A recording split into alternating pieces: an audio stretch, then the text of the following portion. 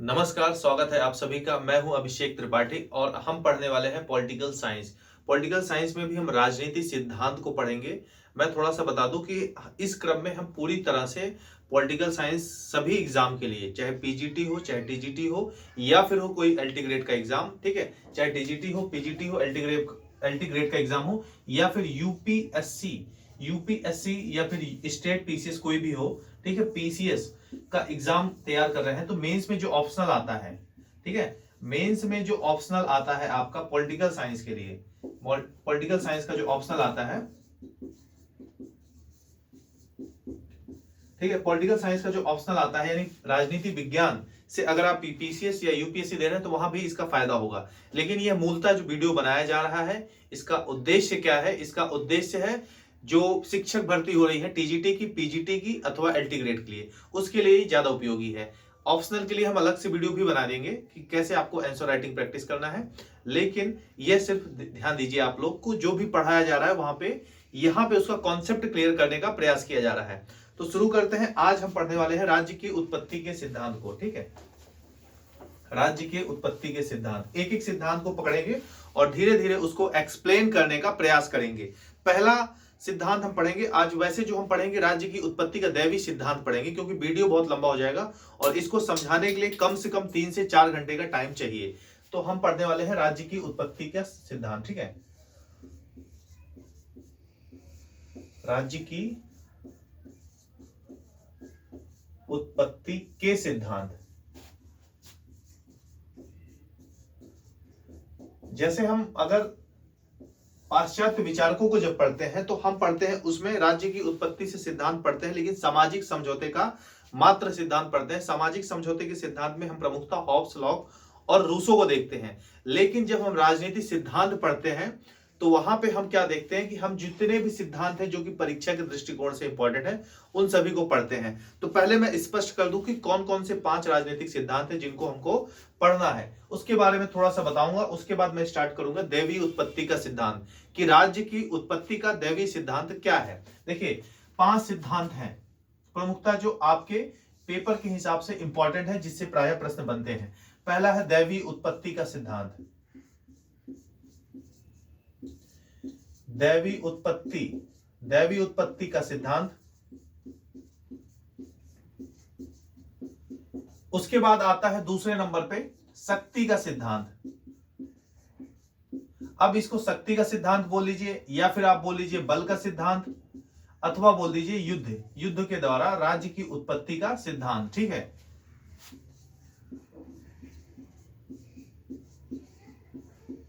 और तीसरे नंबर पे जो हम पढ़ते हैं वो तीसरा सिद्धांत कौन सा होगा? परिवार का सिद्धांत। परिवार, इसको रक्त संबंध का सिद्धांत भी बोलते हैं। क्या बोलते हैं? रक्त संबंध, रक्त संबंध का सिद्धांत, ठीक है। तीसरे नंबर पे हमारा जो सिद्धांत आता है, चौथे नंबर पे, उसको हम बोलते हैं सामाजिक समझौते का सिद्धांत। सामाजिक समझौते,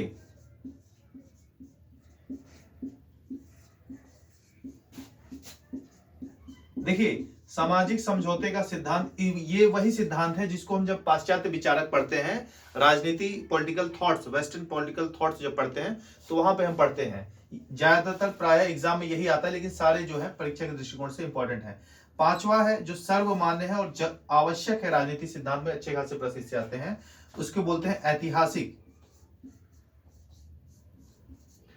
ऐतिहासिक, इसको क्रमिक विकास का भी सिद्धांत बोलते हैं, कई नामों से जाना जाता है, ठीक है। कई बार परीक्षा में नाम बदल के पूछता है, तो इस कारण से प्रॉब्लम ना हो इसलिए मैं लिखा दे रहा हूं, क्रमिक विकास का सिद्धांत, अथवा इसको क्या बोलते हैं? वैज्ञानिक या आधुनिक सिद्धांत। वैज्ञानिक अथवा आधुनिक सिद्धांत।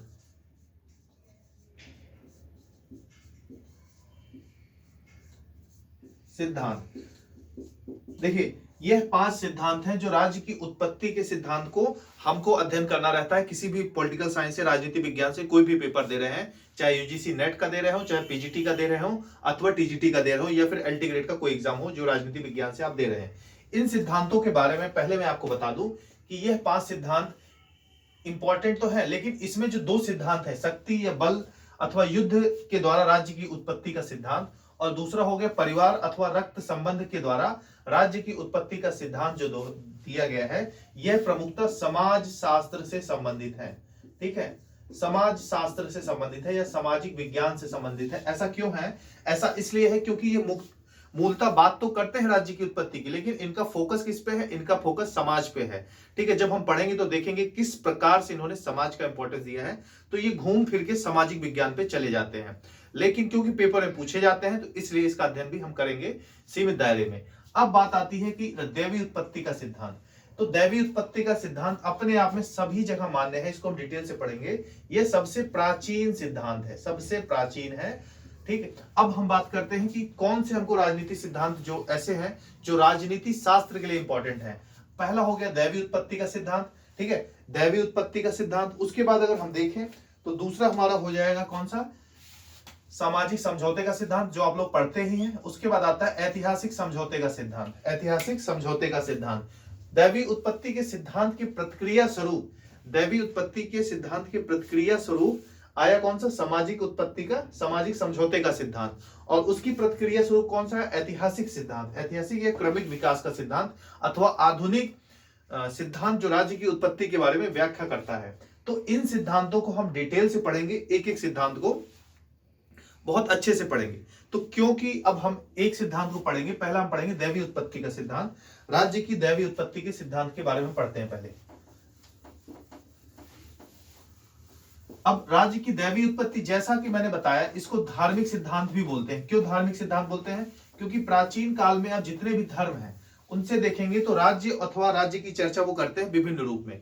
और उनका मानना है, क्या मानना है? कि उनका मानना है कि राज्य अथवा राजा का सृजन किसने किया? ईश्वर ने किया। तो सभी धर्मों से संबंधित होने के कारण इसको धार्मिक सिद्धांत भी बोलते हैं। क्या बोलते हैं? धार्मिक सिद्धांत।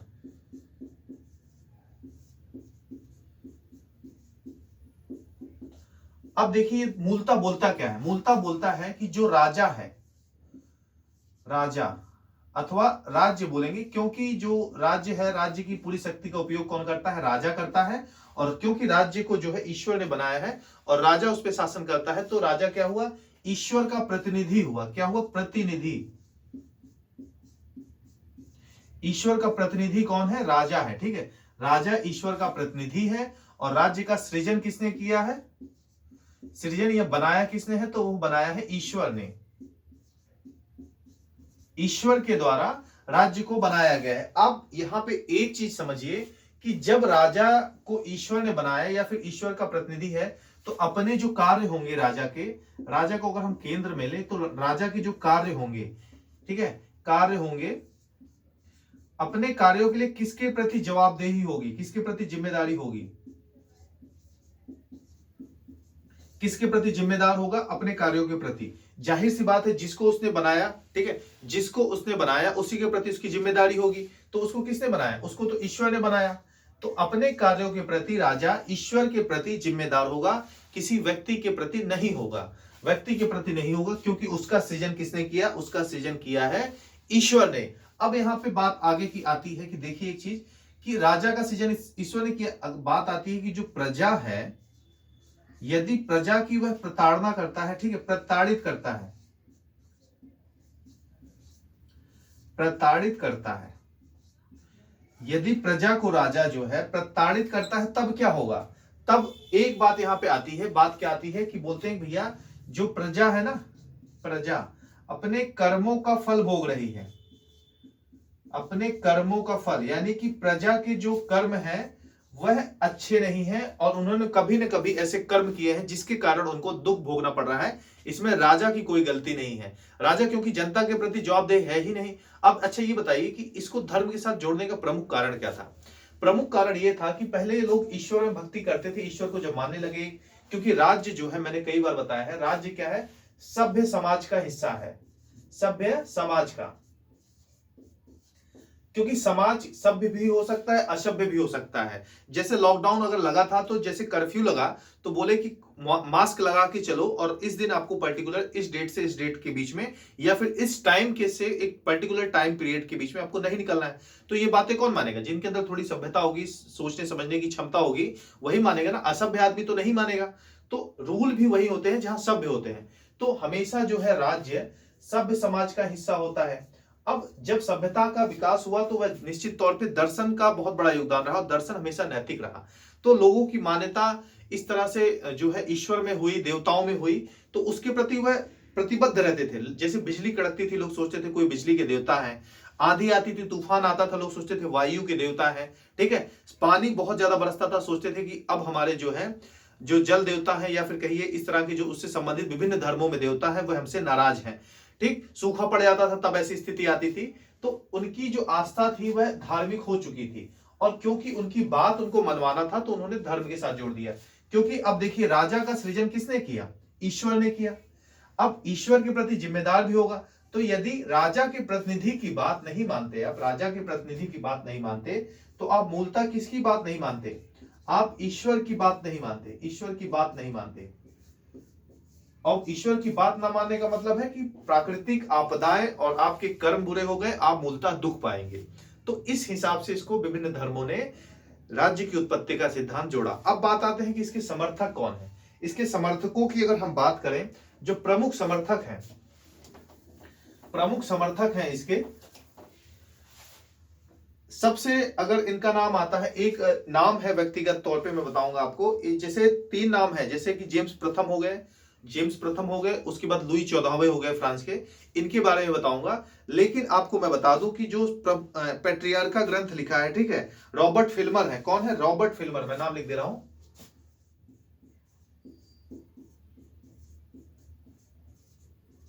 इनका एक ग्रंथ है या किताब कह लीजिए, पैट्रियार्का। ठीक है, पैट्रियार्का। उसके बाद मैं बता रहा था जेम्स प्रथम।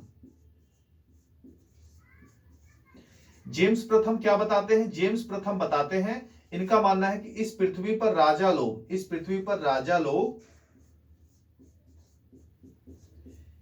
लोग ईश्वर की जीवित प्रतिमा है। ठीक है, जीवित प्रतिमा है। ईश्वर पर राजा लोग, इस पृथ्वी पर राजा लोग ईश्वर की जीवित प्रतिमा है। उसके बाद ब्रेशवा संबंधित है। देखिए, इनकी काल के लेखक थे, ये फ्रांस से संबंधित थे। जो इन्होंने क्या लिखा, कौन थे? लुई 14वें थे। लुई शासक थे, 14वें ऐसे लिखते हैं। लुई 14वें थे। इन्होंने क्या बोला कि मैं ही राज्य हूं, मैं ही राज्य हूं। बहुत इंपॉर्टेंट है, ये स्टेटमेंट पूछा जाता है कि मैं ही राज्य हूं, ये किसने दिया? ठीक है, ये किसने स्टेटमेंट दिया? मैं ही राज्य हूं, ये स्टेटमेंट किसका है? तो लुई 14वें का है, फ्रांस के शासक थे। और जेम्स प्रथम ने क्या बोला? राजा लोग ईश्वर की जीवित प्रतिमा है। तो फ्री लॉ ऑफ मोनार्की इनकी किताब थी, मैं ये भी लिख दे रहा हूं, फ्री लॉ ऑफ मोनार्की। ठीक है, फ्री लॉ ऑफ मोनार्की इनकी पुस्तक थी, जहां पर इन्होंने बताया कि राज्य का सिद्धांत क्या है कि हम लोग डायरेक्ट राजा के प्रतिनिधि हैं, और जो इस दुनिया में है, हमारी बात यानी ईश्वर की बात, हमारी आज्ञा का पालन आप नहीं करते, तो आप मूलतः ईश्वर की आज्ञा का पालन नहीं करते। ठीक है, जेम्स प्रथम ने भी इसी तरह से अपने बातों का समर्थन किया, और लुई 14वें ने किया, और रॉबर्ट फिल्मर का नाम इंपॉर्टेंट है, पेपर में ये सारी चीजें पूछी जाती हैं। अब बात आती है कि चलिए ठीक है, इतनी बात तो हो गई, राज्य की उत्पत्ति की बात एकदम क्लियर हो गई, इसमें कोई डाउट नहीं है। ठीक, अब यहाँ पे एक बात आती है कि देखिए, इस पर एक समय के बाद आक्षेप लगता रहा। बात ये हुई कि कोई तार्किक बात आप करिए ना, राज्य की बात करें, क्योंकि ईश्वर की अगर आप बात कर रहे हैं, ईश्वर की बात कर रहे हैं आप, तो ईश्वर के साथ अगर यदि तर्क करेंगे तो फिर ईश्वर के साथ आप जा नहीं सकते, क्योंकि ईश्वर धर्म आस्था का विषय है, तर्क का विषय नहीं है। तो आलोचना इस पे क्या हुई? आलोचना, ठीक है, आलोचना क्या की गई कि भैया यह अतार्किक है।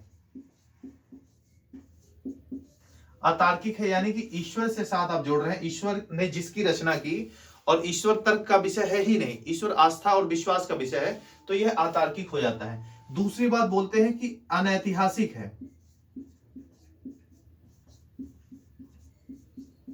अनैतिहासिक है यानी कि इतिहास में कोई भी लिखित साक्ष्य प्रमाण ही नहीं है इसका, और ये हवाई बातें हैं। ठीक है, अतार्किक है, अनैतिहासिक है। उसके बाद बोलते हैं अवैज्ञानिक है।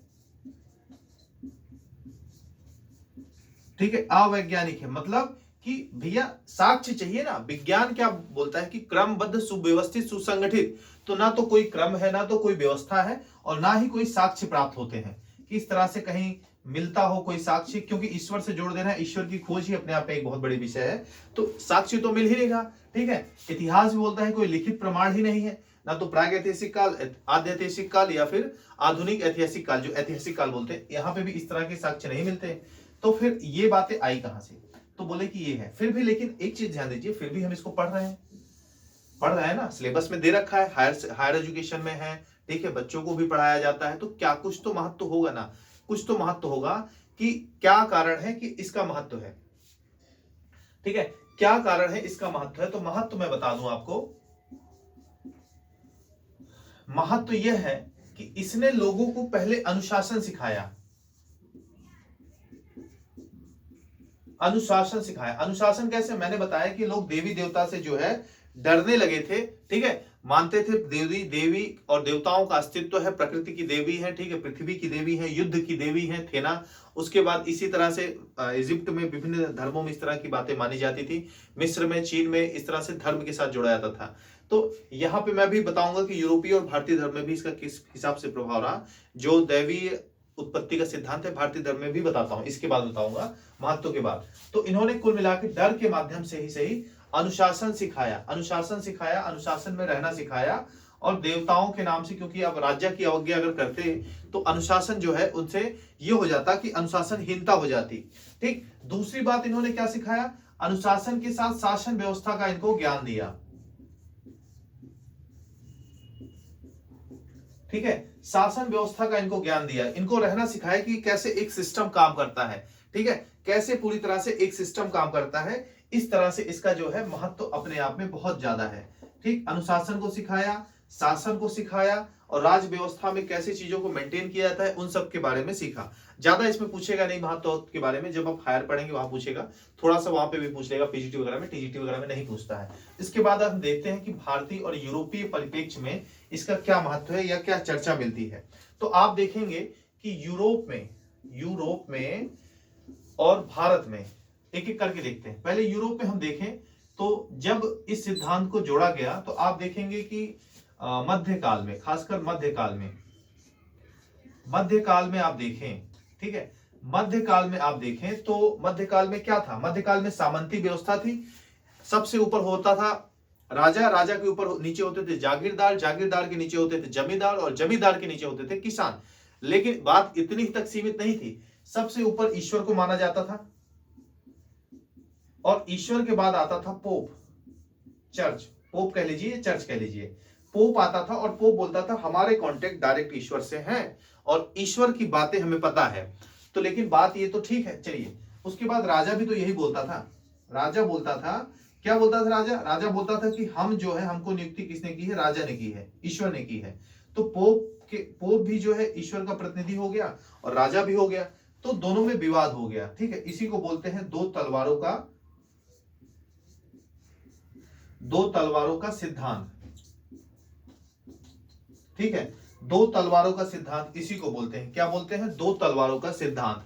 दो तलवारों के सिद्धांत के तहत दोनों के पास पावर आती है। ठीक है, तो बाद में विवाद बढ़ता रहा, और बाद में जब विवाद बढ़ा तो इसी के बाद आया सेक्युलरिज्म, या जो हम धर्म निरपेक्ष बोलते हैं। और इसी हिसाब से यहाँ पे भी राजा की नियुक्ति की बात मिलती है कि राजा को ईश्वर ने नियुक्त किया। वो बात अलग है, वो हम पढ़ेंगे, लेकिन यहाँ पे ये बताना चाह रहे थे कि इस तरह से चर्चा मिलती है। उसके बाद आते हैं भारतीय परंपरा में। भारतीय परंपरा में ज्यादा नहीं है, लेकिन आप मोटा मोटा समझे कि कौटिल्य है। ठीक है, कौटिल्य है। कौटिल्य के बाद आप देखेंगे, कौटिल्य हो गए, ठीक है,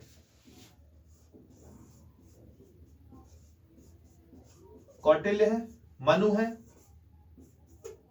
कौटिल्य हो गए, मनु हो गए, और उसके बाद आता है शांति पर्व। शांति पर्व कहां पे? ये मिलता है हमको महाभारत में। ठीक है, यहां पे चर्चा मिलती है। मनु का आपको पता है, मनु स्मृत है, कौटिल्य जी ने अर्थशास्त्र लिखा है। यहां पे चर्चा मिलती है कि जब पूरी तरह से समाज में अव्यवस्था छा गई तो फिर जो है राजा का सृजन ईश्वर ने किया। यानी कि यहाँ पे ये मान्यता है कि राजा को ईश्वर के द्वारा बनाया गया। मनु बोलते हैं कि विराजस नाम के राजा का सृजन या स्थापना जो है मनुष्यों के बीच में उन्माद भीड़, या फिर ऐसा कह लीजिए कि जो अनियंत्रित थी, जो अराजकता फैली हुई थी, व्यवस्था को स्थापित करने के लिए विराजस नामक राजा को जो है राजा नियुक्त किया ईश्वर के द्वारा, तो ताकि व्यवस्था एक सुचारू रूप से चल सके। तो इस हिसाब से ईश्वर से संबंधित या दैवी उत्पत्ति का जो राज्य का सिद्धांत है पूरी तरह से हमने देखा। मैं एक बार जल्दी से क्विक रिवीजन आपको कराता हूं।